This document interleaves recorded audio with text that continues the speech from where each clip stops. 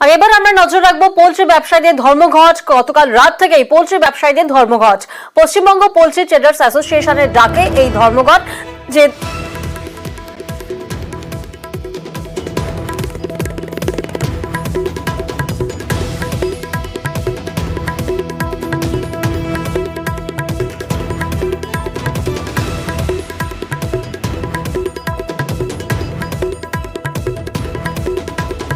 প্রতিনিধি বিশ্বজিৎ এই মুহূর্তে আমাদের সঙ্গে রয়েছেন। বিশ্বজিৎ, ঠিক কি কারণে এই ধর্মঘটের ডাক?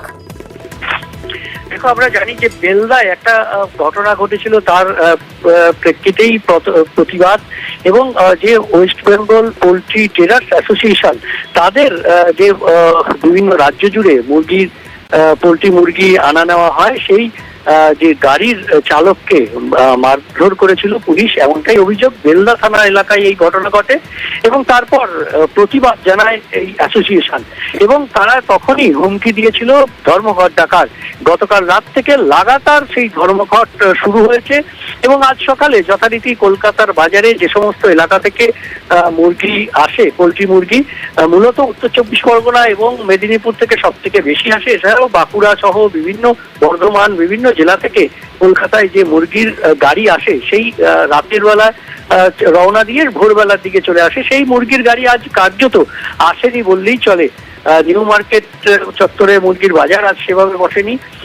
বিভিন্ন দোকানে যে স্টক ছিল, সেই স্টক মুরগিও কার্যত শেষ হতে চলেছে। আজ সকালবেলাও মুরগির বাজারে তাই দাম কিছুটা বেড়েছে, 10 টাকা কিলো দরে বেড়েছে। 240 ছিল, 250 টাকা কিলো হয়েছে। আগামীকাল সেই স্টক না থাকার কারণে যে সমস্ত মুরগির দোকানগুলো রয়েছে, খুচরো দোকান, সেখানেও পোল্ট্রি মুরগির মাংসের সংকট দেখা দিতে পারে, এমনই আশঙ্কা করা হচ্ছে।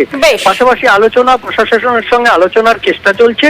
যদি আলোচনায় আজ ধর্মঘট উঠে যায় তাহলে ভালো, না হলে আগামীকাল থেকে পোল্ট্রি মুরগির মাংসের সংকট দেখা দেবে কলকাতা সহ রাজ্যের বাজারে।